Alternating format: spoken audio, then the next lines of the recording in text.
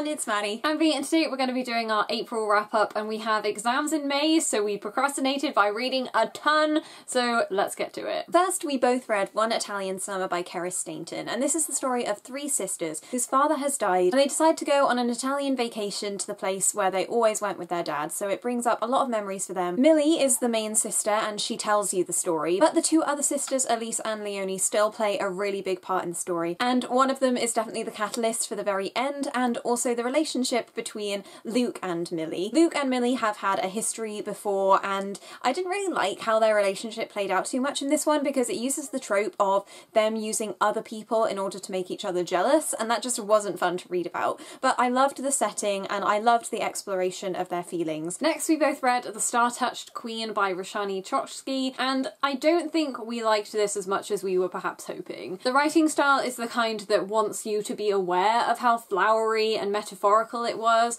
and whilst I can take that in small doses when it's like appropriate to maybe the tone of the scene, I really can't deal with a whole book written in this flowery purple prose. As the magic elements of the world started to unravel and things get a little bit vague and there's like a talking horse, things got weird. Next, we read The Monsterous Child by Francesca Simon. We were really intrigued for this, as she's well known for a big middle grade series in the UK. This tells the story of Hell, who kind of personifies Hell the place. Hell has a very distinct voice. She's very sarcastic and whiny and hard to relate to in that way, and I think that the voice definitely carried the story. I thought when I was reading it that we were going to be introduced to new mythology, but this draws very heavily on Norse mythology, which I don't know that much about, but I felt like the story could have done more. It just felt like a prequel to something bigger. Next, we both read Just One Year by Gail Forman, and this is the sequel to Just One Day, which followed the main girl, and this one follows the boy, who I didn't care about in the first book, but I was like, this is one of the series that I've had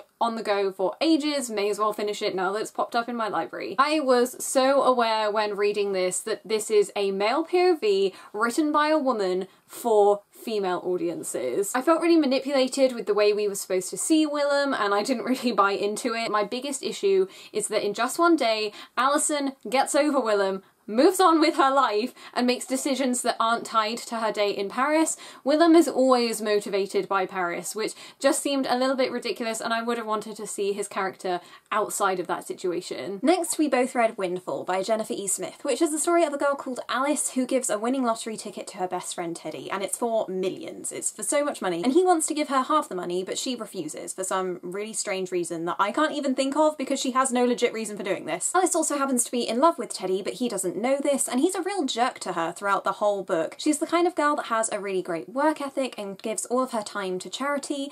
It's very holier than thou, but she's also super judgmental towards how Teddy is using the money. So it feels like a character arc is just being pushed on him, and we're meant to see this relationship as like balancing out the best and the worst in each other, but I really didn't get that. They felt like a complete mismatch. We're also told at the beginning that Alice and Teddy are best friends, and also they're best friends with Alice's cousin Leo, who was the best character in the whole book, but when a romance plot came to the scene, he was completely sidelined, which was not okay. Overall, we were just disappointed with how a story with so much potential was used in the most cliched ways. Next, we both read Team Awkward by Katie Burchell, and this is the second book in the It Girl series. So this follows Anna trying to become more of a leader so that she can deserve the role of celebrity, and she decides the way to do this is to be the captain of her, I don't know, her house, her school house's sports day team. Started with this running joke where a video of Anna falling into a plant pot went viral for some reason, so she's kind of obsessed with how clumsy she is, which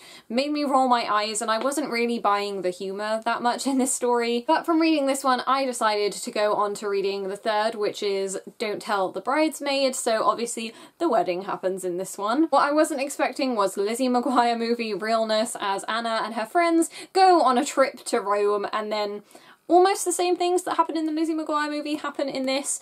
She creates a scandal, manages to go to a concert, and her friends go with her. She's also rooming with her enemy, who turns out to be not as bad as she thought she was. My favourite part of this book was definitely the emails that Anna was exchanging with her mum and her soon-to-be stepmum, because they had a really good and healthy relationship, and I was just all about that. Next, we have Waiting for Callback by Honor and Perdita Cargill, and this is the story of a lecturer who really wants to become an actor, so she goes about about getting herself an agent so that she can pursue this professionally.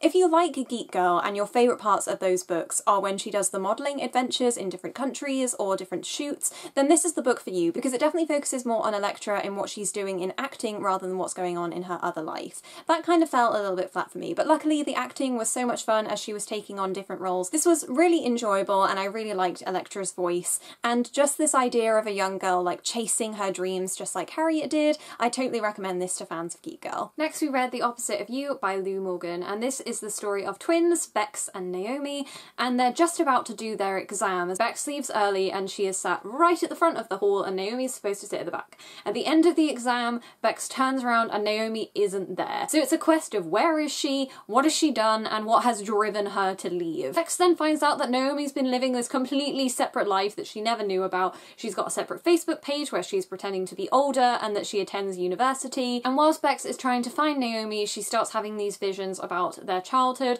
and also believes that some things are there even when they're not. This is because Bex and Naomi share a very special link. As a twin, I couldn't suspend my disbelief that they genuinely had this sort of psychic connection, so I would have preferred just full out psychic powers. Like, if you're gonna do it at all, you may as well do it 100%. It was exciting and fast paced, but altogether I couldn't be entirely invested as Bex and Naomi as twins. They obviously had a history, so I would have liked way more flashbacks into their childhood past to see how things had changed into the future. And the last book we read together was Flirty Dancing by Jenny McLaughlin, and this is the first book in the Ladybird series, which is a companion series that follows 4 girls. So this one focuses on Bee, and there is a dance competition. Bee wants to audition, so she is trained by family friends to do the jive with the most popular boy in school. It was just like quirky and sweet and kind of silly, and it had all of these really dated references that also made it funny in probably not the way it was supposed to. We already have the 3rd book in this series and we are going to slowly collect the rest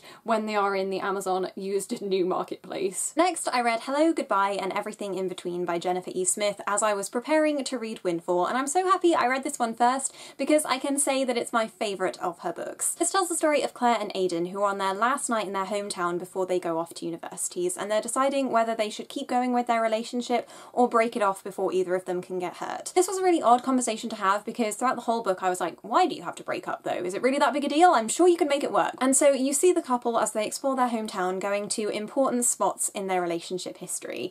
I really liked this format of storytelling. It really pulled the story forward, and the secondary characters were well woven into the story without feeling like unnecessary additions, and I'm really interested in books that take place over a really short period of time, so this ticked a lot of boxes for me in the contemporary genre, and I'd really recommend it if you're looking to start reading Jennifer E. Smith because this is my favourite. I read Dell by Marie Tertchaninov, and this is the prequel to Marasai, which is a very feminist sort of fairy tale story about a island just of women in a kind of convent, sort of. Dell tells the story of how the women that run that convent got there. Trigger warning, it is full of rape, so it's slightly uncomfortable to read at times. I thought it was harrowing, but I wasn't as touched as I was hoping to be. I think this series is going to continue, but after Marasai, so they just kind of jumped back for this one, but I don't think I'll be reading it. I think I've taken enough time with this Red Abbey Chronicles series. Next I read Red Queen by Victoria Aveyard, and I don't have anything new to say about this that hasn't already been said. It's a story that mashes up a lot of different dystopian novels and does it fairly successfully to begin with, but then descends into this weird war that tries to pick up a theme for the 2nd book, and I'm not sure if I can say I'm interested in that. This is a story that just blends into the background and really shows you the reason why you shouldn't write to trends. Next I have The Wildlings by Neelanjana Roy, and this is the story of cats in India. A very sort of Disney movie vibe, except dark and evil, because they're all in castes and they have like a hierarchy, and then there's this fabled cat which will have superpowers essentially, and that will help them defeat this big evil. I really enjoyed this, surprisingly more than I thought I would. I wanted to read it because it was shortlisted for the Waterstones Children's Book Prize, so when Pushkin Press reached out to us asking if I wanted to review it, I was like, yes please. You can tell that the author has cats. I don't have cats, but I appreciated it anyway because the humour is great, and I was reading out passages to Maddie because it was just funny. So if you have cats, I think you are going to adore this story because the observations are so minute and the way that all of the cats are characterised is really, really fun. There's a sequel which I hope to get round to in May. Next I read Entangled by Kat Clark, which tells you the story of a girl who tries to commit suicide, and after an unsuccessful attempt, that's where her story starts. She's been kidnapped by a man called Ethan, and she's writing down her story and all of the things that led up to her suicide attempt. And I'll warn you that this is extremely triggering for self-harm. It's very, very explicit, and I wasn't expecting this, and I felt like I was trying to constantly work out the story as it was going, and I had my fingers crossed, like, please don't let this be in her head. Please don't let her already have been dead.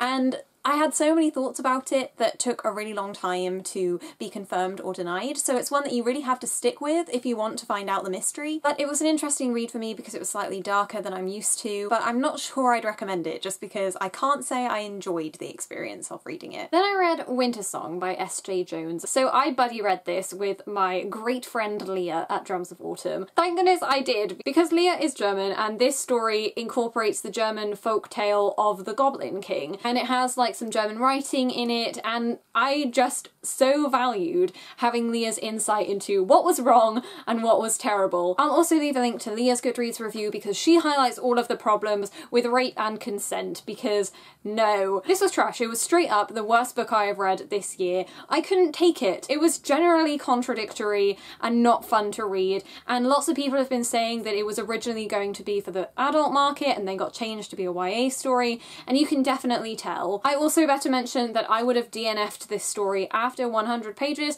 had I not been reading it with Leah, and Winter Song will be finding its way into a charity shop very soon. The one tome I managed to complete was Days of Blood and Starlight by Laini Taylor, and I read this in preparation for the event that she was doing at Waterstones, and we filmed the whole thing, so I'll leave a link to that in the cards. So this is the second book in the series, and I read the first book, Daughter of Smoke and Bone, about 2 years ago. My favourite character is Susanna, and her relationship with her boyfriend. They offered some comic relief throughout the story, and although their sections were the smallest, they were my favourite bits because I found myself smiling throughout all of them. And the rest of the story is quite dark, like some things happen in this book, and I'm not going to spoil anything, but I'm definitely going to continue to the third one, even though it's 100 pages longer than this one, so I am a little bit more intimidated, but it's definitely one I don't want to put off for another 2 years. Next I read Kill the Boy Band by Goldie Moldavsky. So this is the story of 4 kind of friends who are completely obsessed with this boy band called the Ruperts. In the course of the day that this story takes place over, they manage to capture one of the Ruperts, hold him ransom in their hotel room, and then, wait for it, kill him. Yeah, that's right, they kill him. So I really enjoyed the story, but I just wish that things had escalated quickly. You know that something is going to happen to this boy band because of the title, and the titular event doesn't come until halfway through the book. But when things got down to it, I did enjoy it, and I just had to keep reading to know what was going to happen. I would really, really recommend it if you're okay to poke fun at yourself for being a fangirl. I don't know how actual One Direction fans will feel about reading this book, so let me know if you've read it and how you felt, because I'm sure it's a book that splits opinion. In trying to read more books from our own shelves, Bea picked out Arsenic for Tea for me by Robin Stevens, and this is the second book in the Murder Most Unladylike series, following Daisy and Hazel as they solve another mystery at Daisy's home. This gave me exactly the same vibes as the first one. It was super fun, and I'm really looking forward to continuing the series because Daisy and Hazel's friendship is really progressing as they get closer and as they solve more mysteries. They have a really hilarious relationship with the local police, and the next book takes place on a train, which is one of my favourite settings for murder. Next I read Defy the Stars by Claudia Gray. So this is the story of Nomi and Abel. Abel is a very advanced AI / robot, I'm not really sure. And Nomi is a pilot for Genesis, which is kind of an Earth away from Earth. I talk about this a lot more in the haul that we have of this, which will probably go up after this, so when it does I will leave a link to that in the cards. I also have a review of it, which I will leave in a link below. And then because I realised that reading books we've had on the shelves for ages was so much fun, I picked up Dangerous Girls by Abigail Haas, which has been on our shelves since the beginning of our booktube channel. Dangerous Girls tells the story of 2 friends, Anna and Elise. Elise ends up dead and Anna is charged with her murder, and this whole story takes place mostly in a courtroom setting as Anna is interrogated for her role, but also tells you the story of all of the other friends that were part of that holiday that they all went on and their perspective on the murder. If you love How to Get Away with Murder, the TV show, then I'd really recommend this one because it was so thrilling, and I read it all in one sitting even though it's like a 400-page book because it was just fantastic that I never knew what what to expect, and so I was really thrown by the plot twist at the very end. I really wish that this had a companion book because I'd absolutely love to know what happens next,